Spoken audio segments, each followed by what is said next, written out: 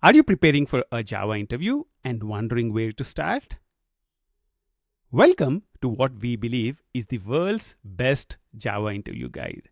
This is packed with carefully selected questions, real code examples, and practical insights. I'm Ranga Karanam. I'm the founder of In 28 Minutes.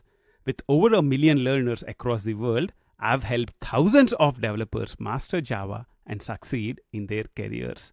I've conducted more than 100 technical interviews, and this guide is a direct result of that experience. It's designed to help you understand what really matters in interviews, from fundamentals to real world scenarios. And what's the best part? We have created a complete companion website with every single question and answer available at interview.in28minutes.com. You'll also find the link below in the comments. Whether you're brushing up for an interview or strengthening your Java skills, this guide is for you. So what are we waiting for? Let's get started with the Java interview guide. Welcome to this section on Java memory management. What will we learn in this specific section? Number one, we'll be focusing on automatic memory management. We will learn how Java handles memory differently from C and C++ using garbage collection. We will also understand the difference between stack and heap. We will understand the various memory spaces used by the JVM. We'll understand the variable life cycles and also performance trade-offs. We will deep dive into garbage collection. We will explore different algorithms that you can use with garbage collection. We'll also talk about garbage collection events and errors. We will look at customizing your garbage collection as well. And we will look at some of the modern practices. We'll look at why finalize is deprecated and how Java safely manages object cleanup. I'm really excited to dive deeper into Java memory management, and I'll see you in the next step. In this video, let's talk about the question, how is Java different from C and C++ in terms of memory management? Java handles memory automatically, whereas C and C++ require the programmer to allocate and release memory. Let's understand this in depth. Let's go into manual memory management in C programming language. What happens in C programming language? The programmer has to write code to allocate and deallocate memory. What is the risk of this? The programmer might forget to deallocate memory. There is a specific function you need to call the free method.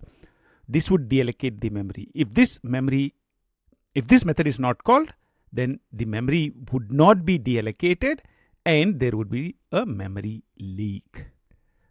A simple C program is shown here. You are using malloc, memory allocate. You are allocating memory using the malloc function, and you are freeing memory after making use of it by calling the free function.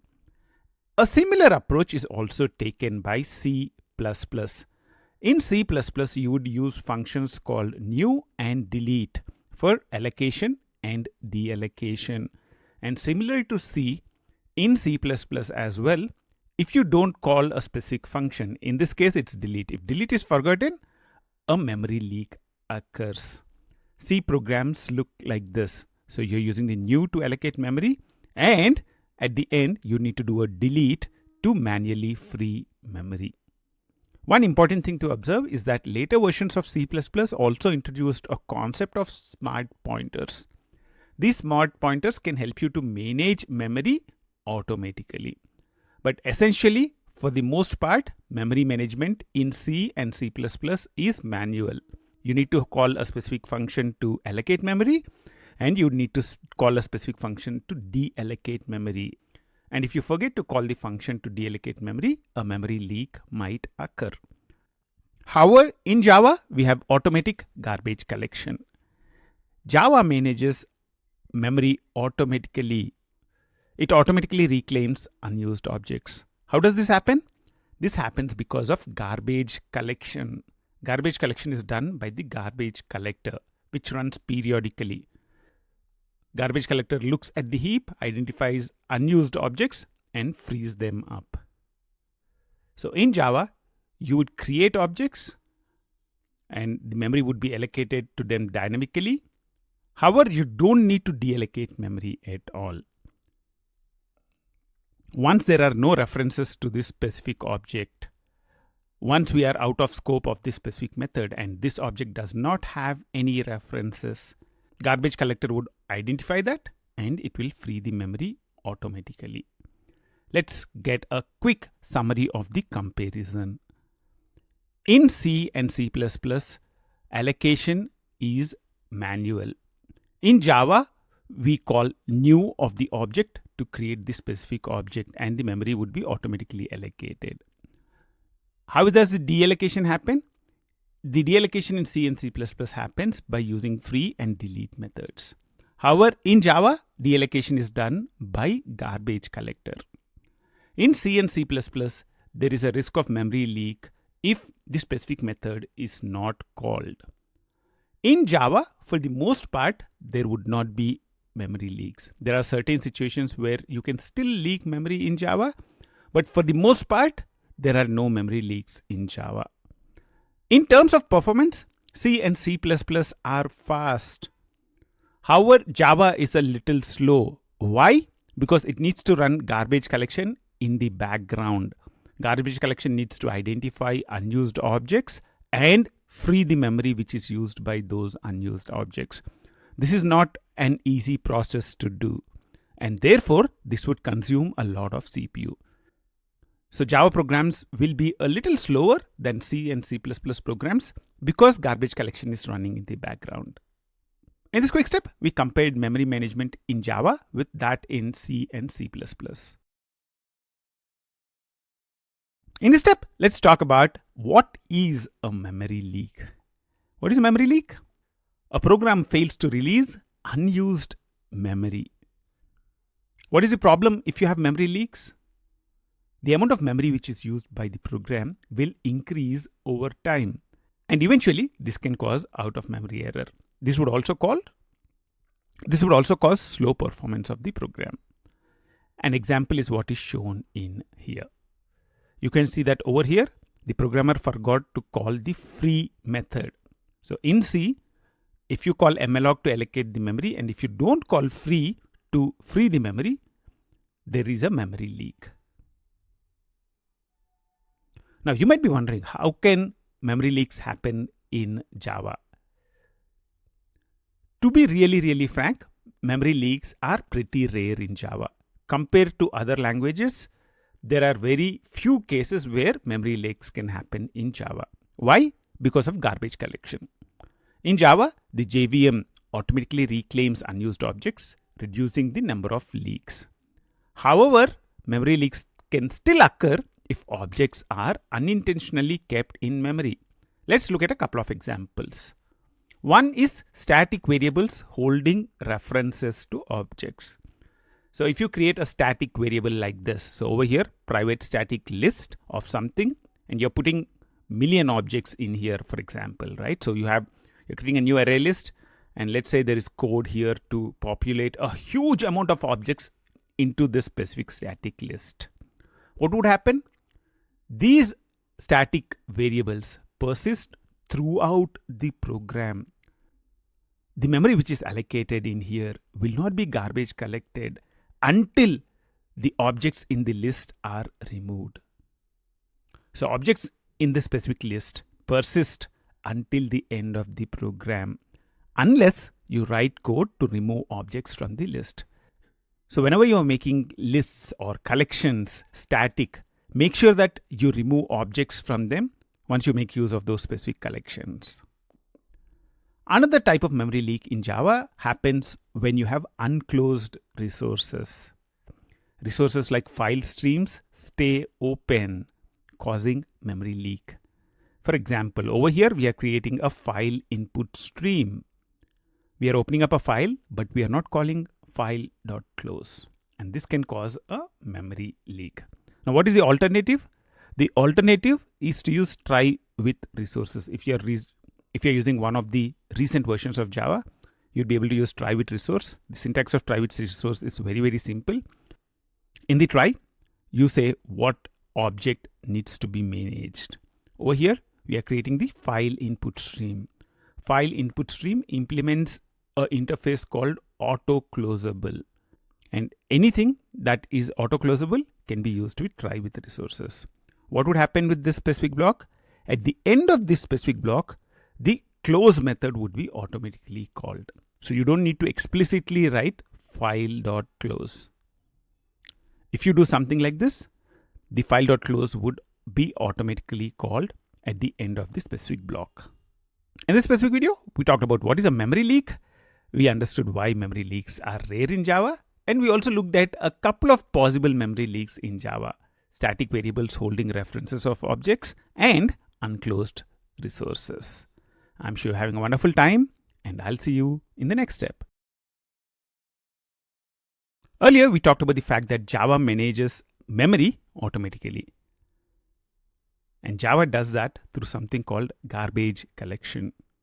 How does garbage collection work? That's what we'll be discussing in this specific video. Garbage collection is the process where Java automatically removes unreferenced objects from memory. Let's see an example program in here. Let's say you have a complex program where you are creating a new string object. This is not the best practice.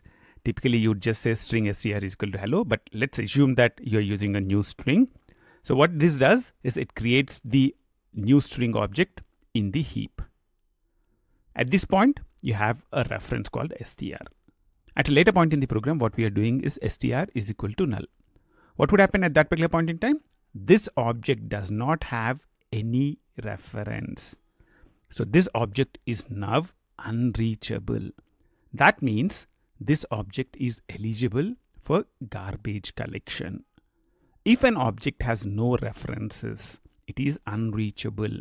That means that it is eligible. That means that it's eligible for garbage collection. Now, you might be wondering, when does garbage collection run?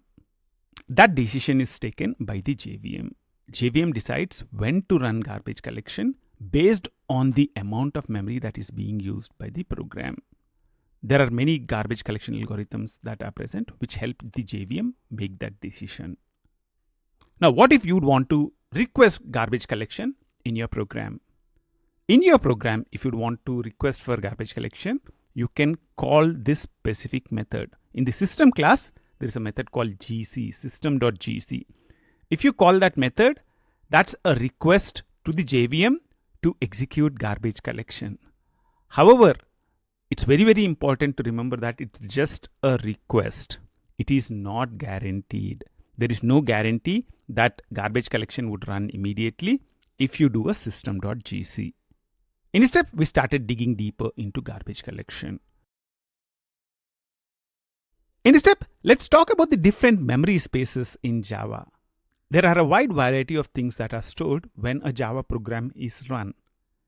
And Java makes use of a number of different memory spaces.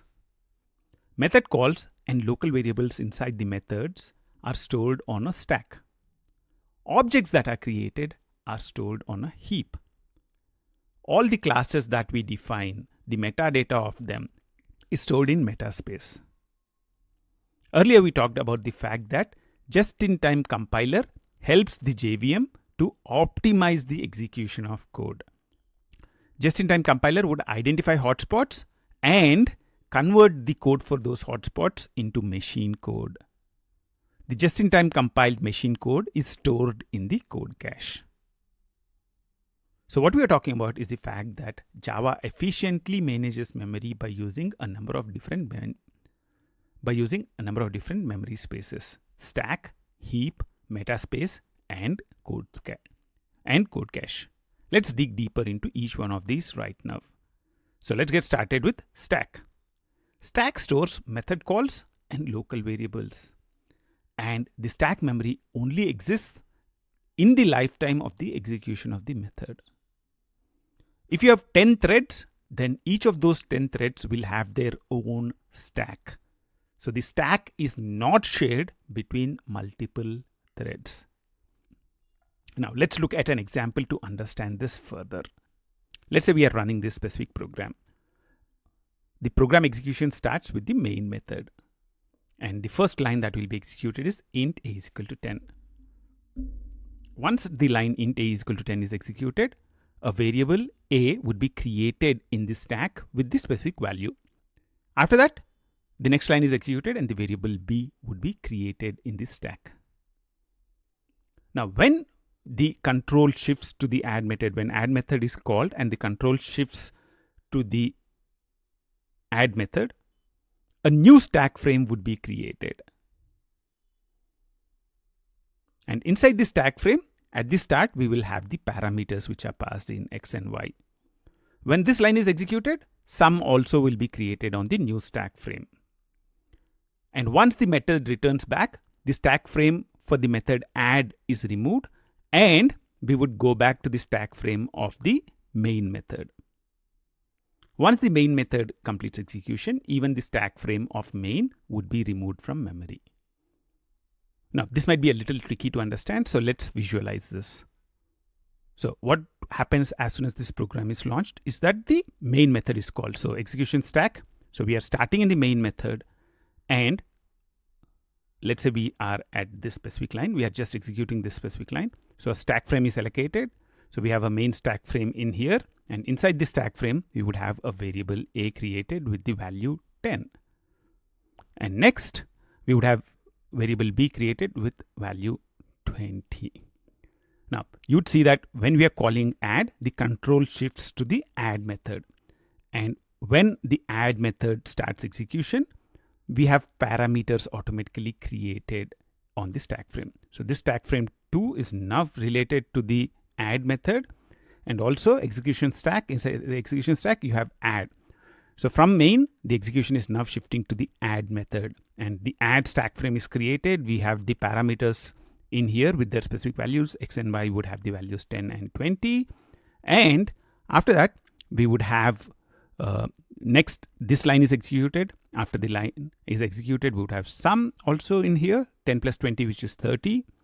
And after that, the value of sum is returned back. Here we are not really making use of that value. But the important thing is the control shifts from the add method to the main method. The add method has completed execution. So this would be no longer, so the stack frame would be completely deleted. So this stack frame will be unused and all the things here would be removed because the method execution of add is completed. The execution now shifts back to the main method. So these are now the things which are active in the stack.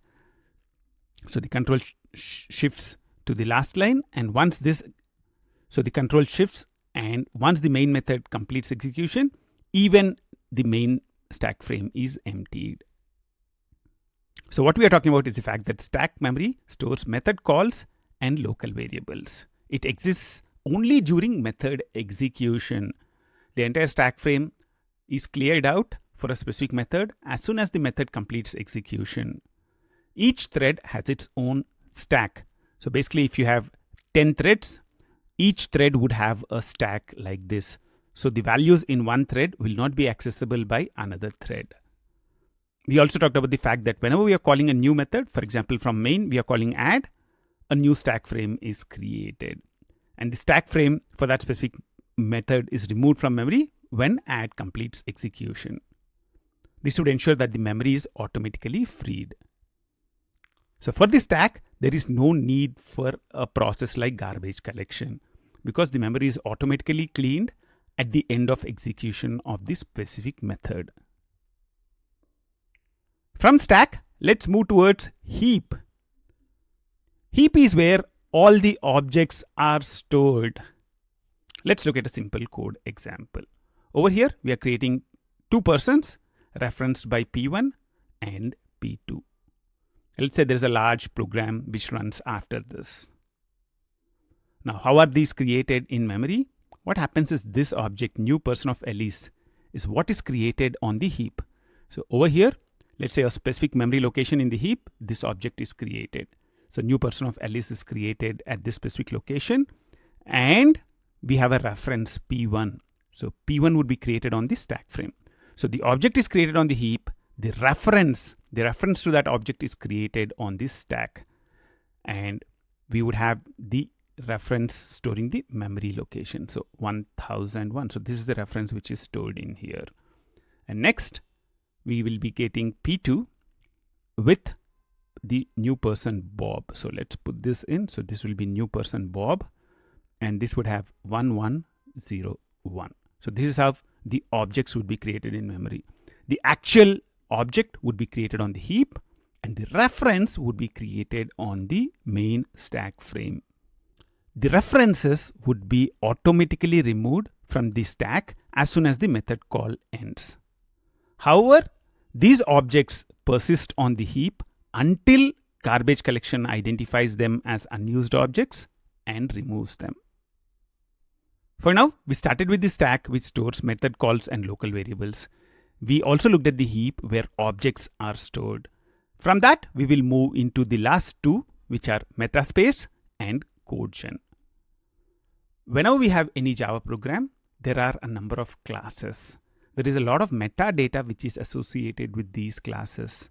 The class structure, including the constants which are defined in the class, the fields which are defined, the methods which are defined in here, the method code, the constructor code, including the static methods. All these constitute the metadata of the class. And all this data is stored in a separate memory space called Metaspace. Earlier versions of Java made use of something called PermGen. In the recent versions, we are making use of Metaspace. Since Java 8, Metaspace is the thing which is used to store class metadata. This holds data until the class is unloaded from the JVM.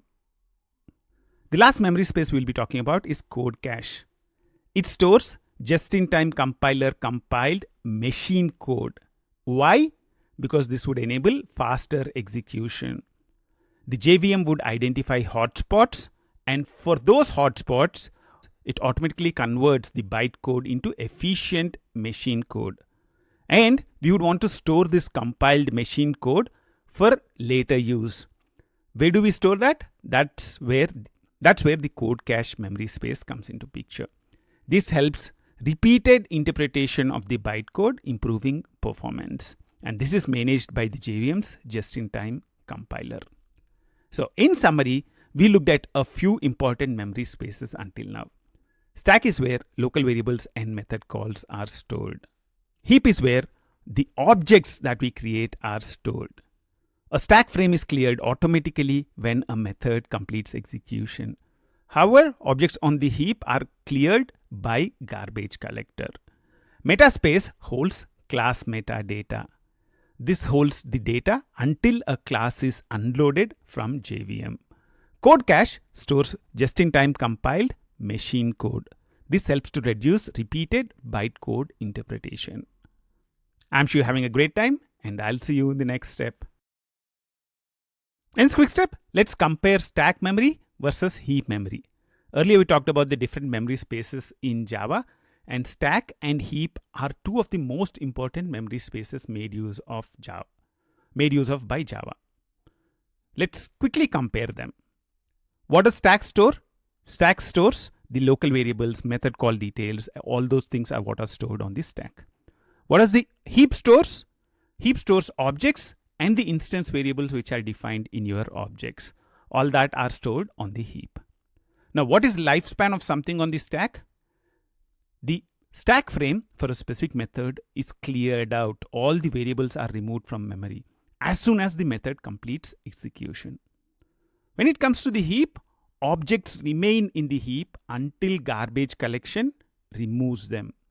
Garbage collection identifies unreferenced objects and removes them.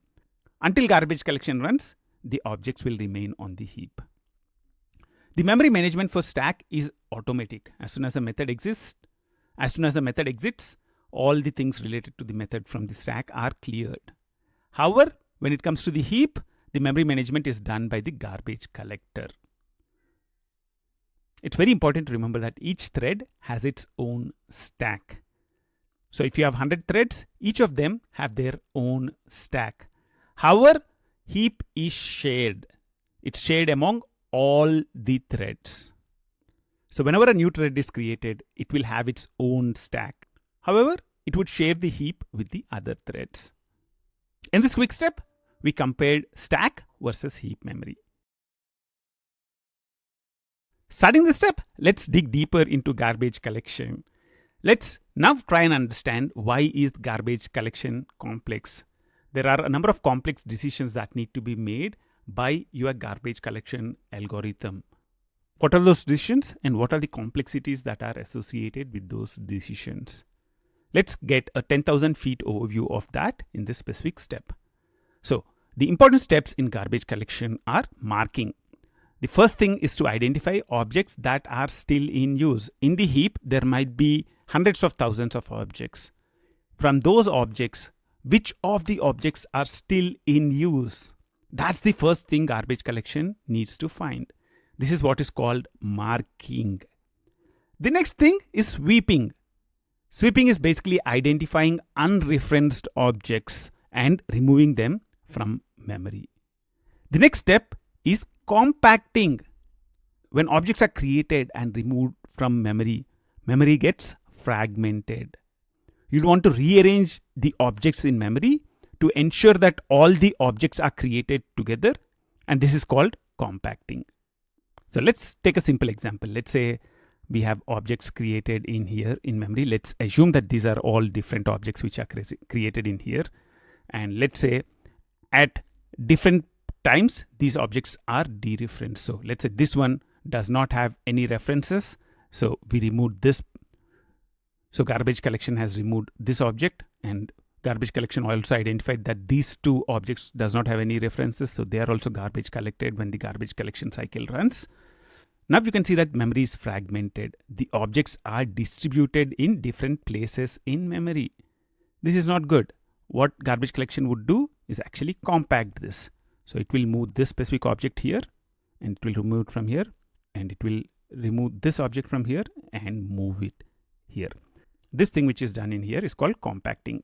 So marking is to find objects that are still referenced. Sweeping is to remove the unreferenced objects from memory. Compacting is to rearrange memory to avoid fragmentation. Let's look at some of the complexities that are associated with garbage collection. Why is it complex? Finding unused objects is not easy. Objects may be referenced indirectly. There might be things like circular references. Finding where a specific object is used or unused is complicated. Next, we also want to minimize application pauses. There is an application running and garbage collection is being run in the background. Garbage collection also involves a lot of work. You don't want garbage collection to impact the running applications. That's a challenge as well. As we discussed earlier, we want to avoid memory fragmentation. We don't want the free memory to be scattered. We want it to be compacted. Another important thing is different applications have different performance needs, and therefore garbage collection also needs to provide flexibility. You need to provide an application with the option to choose the right garbage collection algorithm based on its needs. In this step, we looked at some of the complexities that are associated with garbage collection. In the subsequent steps, let's look at some of the solutions for these problems. Welcome back. Time for another advanced concepts alert. This time, we are going to talk about garbage collection and more. I know that you are a beginner to Java. This might even be your first Java course. And we are going to talk about a few advanced concepts that even experienced programmers don't understand very well in the next few steps. In the next few steps, we'll be talking about how Java manages memory with garbage collection. You'll also be introduced to some of the important concepts related to garbage collection. We'll be talking about garbage collection generations, we'll be talking about stop the world garbage collection, and we'll be talking about different types of garbage collectors. You'll also learn how to tune garbage collection. These are all very advanced concepts. So what I would recommend you to do in the next few steps is to focus on the big picture. Do not worry if you don't understand some of the fine details. So focus on the big picture, and I'll see you in the next step with more about garbage collection. One of the primary things that garbage collection does is to identify objects that are unreferenced, unused objects. That's what garbage collection wants to find and free. How do you find unused objects? There are two possible algorithms. One is called reference counting, the other one is called mark and sweep. What is the difference between these two algorithms and which one does Java make use of? That's what we'll be discussing in this specific step. Let's start with reference counting. What is reference counting? Each object has a reference counter tracking how many references are pointing to a specific object. When the count of references reaches 0, we can garbage collect that specific object. That's what reference counting is all about. Reference counting is simple and fast, and memory can be freed immediately when there are no references to a specific object. Now, what is the problem with reference counting? It fails with something called circular references. Two objects referencing each other will never be collected. Let's look at an example to understand reference counting in depth. So this is a class A which contains a reference to another class B. This is class B which contains reference to the class A. So we have circular references in here.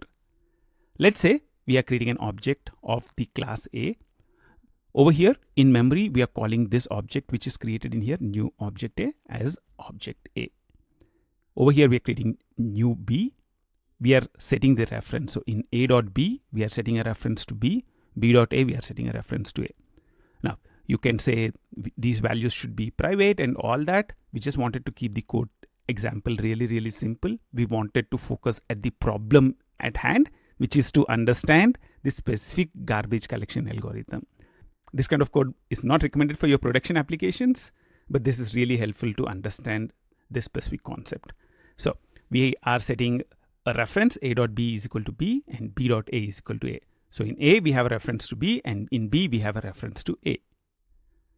At the end, what we are doing is we are setting both these references, so A and B, to null. After the execution of B is equal to null, both these objects which are created in memory, new A and new B, both of them are unreachable. So in an ideal world, both these objects should be garbage collected. However, if you're using reference counting algorithm has a flaw. Let's see that in action right now. So these objects are created on the heap. So new A, that's object A. So I'll create object A in here, and let's say object B is created in here. Now we will want to track references to each of these objects. After this line is executed, this object would have one reference. So I'll just put 1 in here, and after this line is executed, there is a new reference B which would be referring to new B. So this would have one reference as well. Now after this line, A.B is equal to B, there is now a new reference to the object B, that's A.B. So the reference count would be increased to 2, and B.A is also pointing to the object A. So what would happen is that the reference count for object A will also be increased to 2. So now you have object A having 2 references, object B having 2 references as well. Now you are assigning null to A and B as well. So at the end of these 2 lines, the reference counts would be decreased by 1. So 1 and 1. So what we are seeing is that because there is a circular reference in here, the reference count for these objects is not going down to 0. What we are seeing is that the reference count remains at 1, and therefore if you are using the reference counting algorithm, you will not be able to deallocate these objects from the heap. That is the flaw in the reference counting algorithm. So what we are talking about is the fact that reference counting fails with circular references. 2 objects referencing each other will never be collected. In this specific example we are talking about, even though object A and object B are unreachable, the reference count is still 1. That prevents garbage collection from recollecting their memory space. And that's the reason why Java does not use reference counting. Java uses a different algorithm called mark and sweep. Now, how does mark and sweep work? In mark and sweep, JVM scans the heap and marks objects that are unreachable, and unmarked objects are deleted. Mark and sweep avoids circular references. Now let's dig deeper into this. So the step 1 is the mark phase. What JVM does is it starts with the root references. What are root references? For example, you have this object A being referenced by a reference variable, right? So right now, let's assume this specific program. So the reference variable here is A. So there would be A on the stack referencing to this specific value. And there would also be B. So B is a reference variable. So A would be pointing to this object, B would be pointing to this object. So what mark and sweep does is it would go to the stack and see if there are any references to existing objects. So you can see that this object has a reference. So this will not be deallocated at this particular point in time. This object also has a reference, so it will not be deallocated at this specific point of time. But once you are A.B is equal to B and B.A is equal to A, would be changes which are done inside the heap. So inside the object A inside the heap and inside the object B inside the heap, the cross references are set. So there is no change on the stack. After that, we are assigning A to null and B also to null. So A value we are changing to null and B value also we are changing to null. So now if garbage collection runs the mark algorithm, it would see that A is pointing to nothing on the heap. B is also not pointing to anything on the heap. It will go back to the heap and sees, okay, 1001, this specific object does not have any references. This object also does not have any references. These need to be garbage collected. Only objects that are referred from active thread stack. So this is an active thread stack for the main method. So local variables in method calls. In addition, JVM also looks at static variables. Are there any static variables which are referring to these objects on the heap? In addition, JVM also looks at JNI references, Java native interface. From Java code, it's possible to execute C or C++ code using Java native interface. If there are any objects in the heap that are referred from this code, those are also marked. So what JVM does is during the mark phase, it starts from the root references. What are root references? Local variables in method calls, class level variables like the static variables, and objects referenced from native code. All these are root references. All these are places from which JVM looks for references to existing objects on the heap. Once the referenced objects are identified in the mark phase, JVM removes unmarked or unused objects, reclaiming the memory. Let's now quickly compare the reference counting versus the mark and sweep algorithms. Reference counting tries to track the number of references to each object. In mark and sweep, we scan memory and mark reachable objects. With respect to performance, reference counting is really fast because as soon as the reference count to an object goes back to 0, you can clean that object up. However, mark and sweep is slower because you need to scan the entire heap, you need to identify unused objects, and only then you can clean everything up. However, the problem with reference counting is that it cannot handle circular references. Mark and sweep is able to handle circular references. And that's why mark and sweep is the algorithm which is used in Java for garbage collection. In this step, we looked at two different algorithms for marking unused objects, reference counting and mark and sweep, and we compared them. I'm sure you're having a wonderful time, and I'll see you in the next step. In this step, let's take a step deeper into garbage collection. In garbage collection, you would hear this term called generations. What are generations? Java's heap memory is divided into generations, young and old. Why? Because we want to do garbage collection efficiently. And one of the approaches to doing it efficiently is to do frequent garbage collection for short-lived objects. and less frequent collection for long-lived objects. Let's take a pause and try and understand the terminology which is involved. There are two generations that we are talking about, young generation and old generation. Young generation stores newly created objects. Old generation stores long-lived objects, objects which are living beyond a certain time frame. Just recently created objects would be created in the young generation. Garbage collection also runs different cycles for young generation and old generation. So you have separate cycles trying to clean up young generation and old generation. Cycle which is trying to clean up young generation is called minor GC cycle.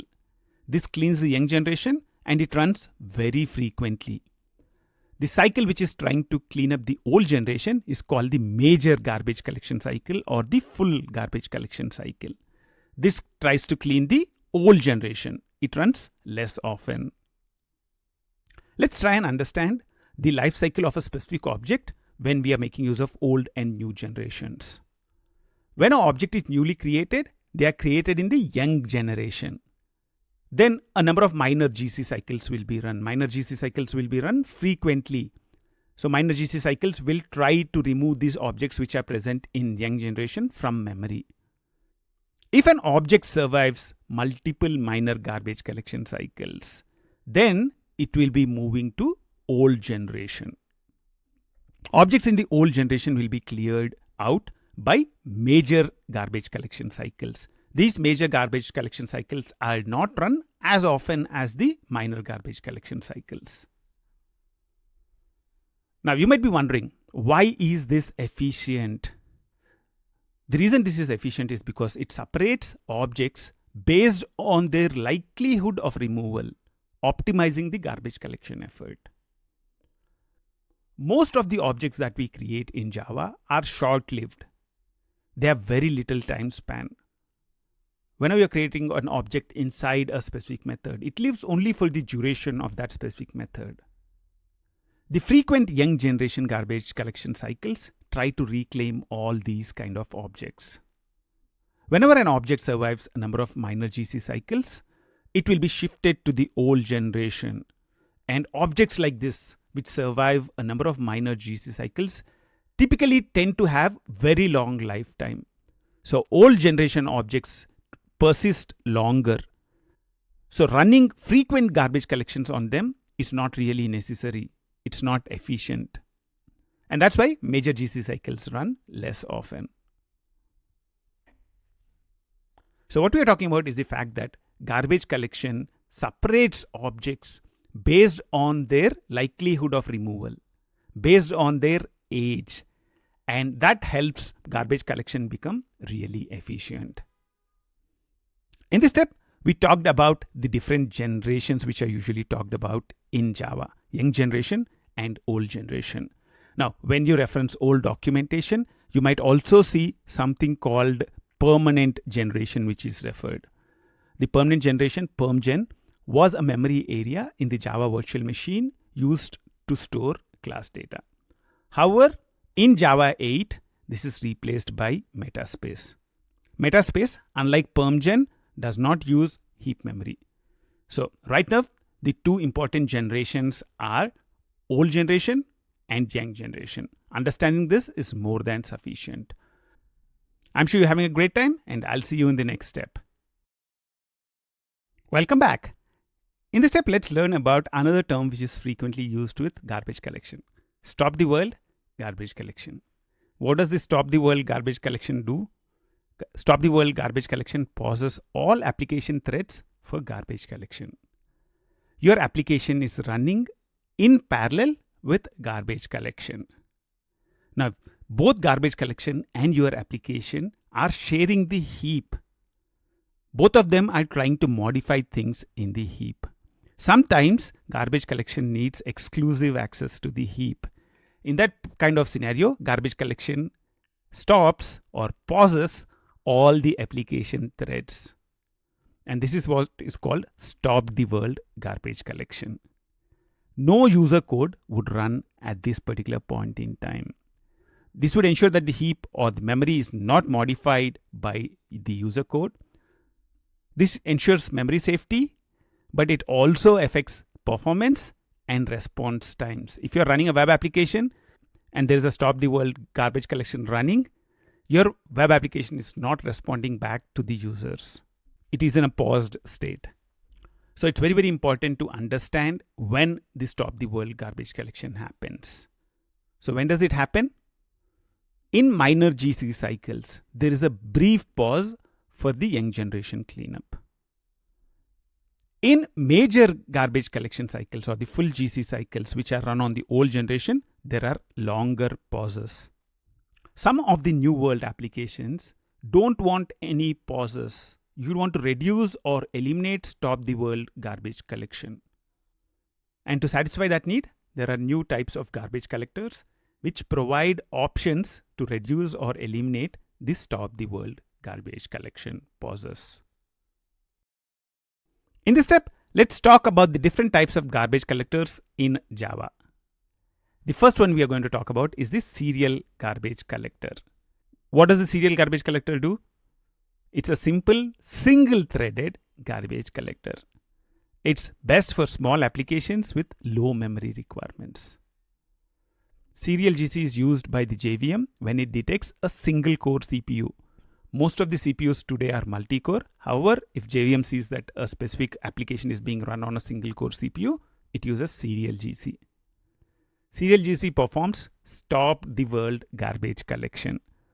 So if the garbage collection is running, then the user code is not running. Why? Because there's just a single core CPU. You can either run garbage collection or the application. So serial GC is recommended for very few applications like small desktop applications. If you want to use serial GC, all that you need to do is to provide this option at the command line. So if you're trying to run myapp.class file, you can do java-xx : and you can specify use serial GC in here. This is how you can run a Java application using serial GC as the garbage collector. Now serial GC is very rarely used, and that's why we will quickly move on to parallel GC. Parallel GC uses multiple threads for garbage collection. So if you have multi-threaded applications, or if your CPU has multiple cores, in those kind of scenarios, parallel GC is very useful.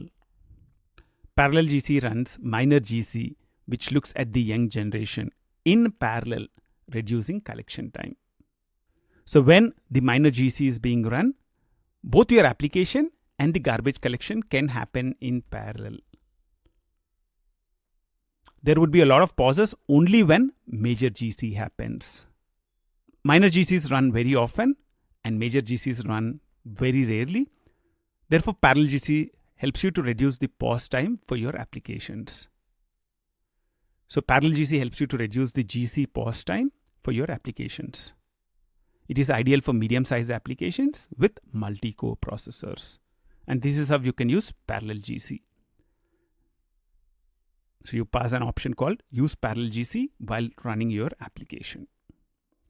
The next garbage collector is G1 GC. G1 GC tries to reduce long GC pauses by prioritizing regions with most garbage. It is best for apps needing low latency performance. Now you might be wondering, how does G1 GC work? G1 GC provides more granular memory management.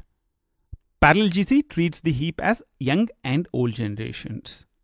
Instead of that, G1 GC divides the heap into a number of fixed size regions. It tries to use algorithms to find out which of these fixed size regions have high garbage density, high amount of objects which are unused. And it would prioritize garbage collection on those regions. So what the G1 GC or the first garbage collector does is, instead of treating the heap as only young and old generation, it tries to divide the heap into a number of fixed size regions. It tries to automatically determine which of these regions have high garbage density, high amount of unused objects. And it would try to clean those objects first. And it would try to garbage collect those regions often. Because of this, G1GC can reduce the long garbage collection pauses.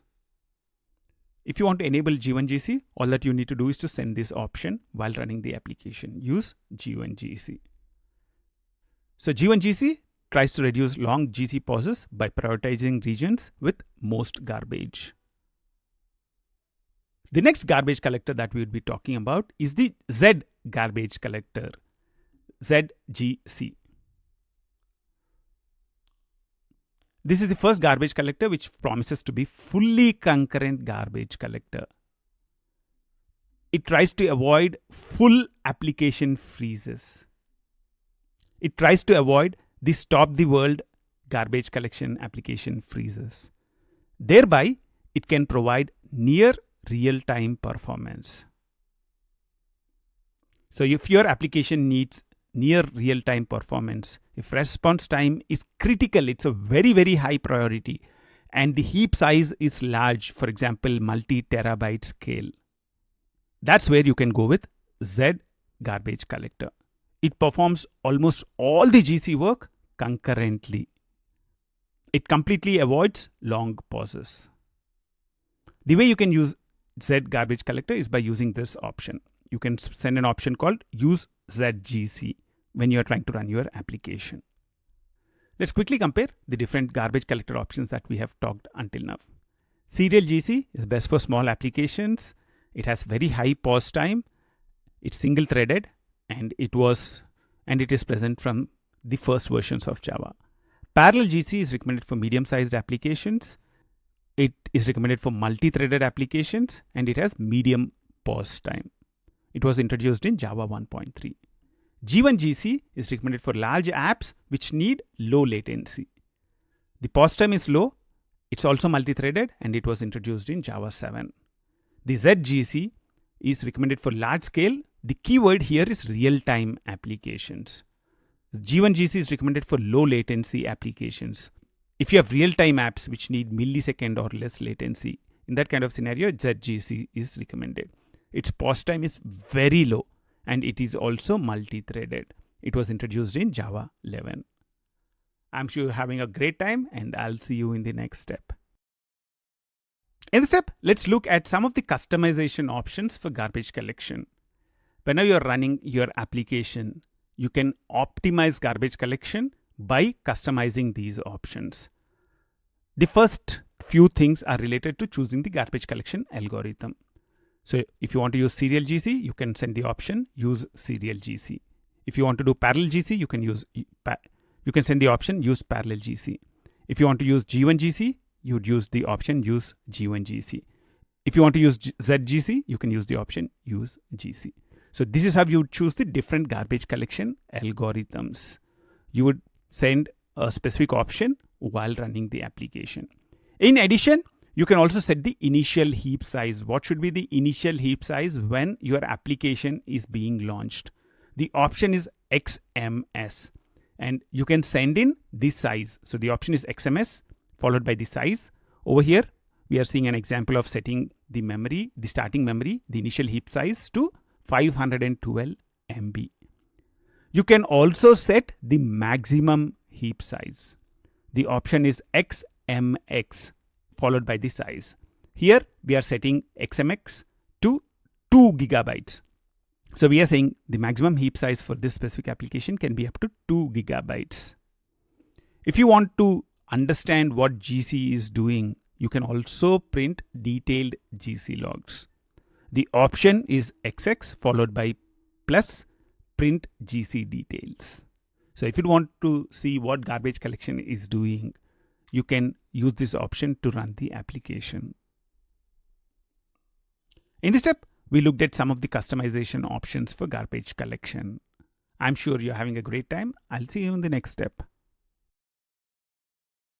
Thank you for joining me on this journey through this wonderful Java interview guide. This video is just a sneak peek into what we believe is the world's best Java interview guide. This guide is built from ground up using insights I have gained from conducting over 100 technical interviews. As you have seen, it's practical, focused, and created with your success in mind. Now, what if you want to go deeper? What if you'd want to look at all the 250 interview questions that we have? What if you'd want to access the complete 15 hours of our interview course? If that's the case, we have a special coupon waiting for you. Just head out to the comments or the description to grab the coupon and register for the complete course. Until I see you again, here's Ranga from In 28 Minutes signing off. Keep learning, keep building, and keep enjoying what you do.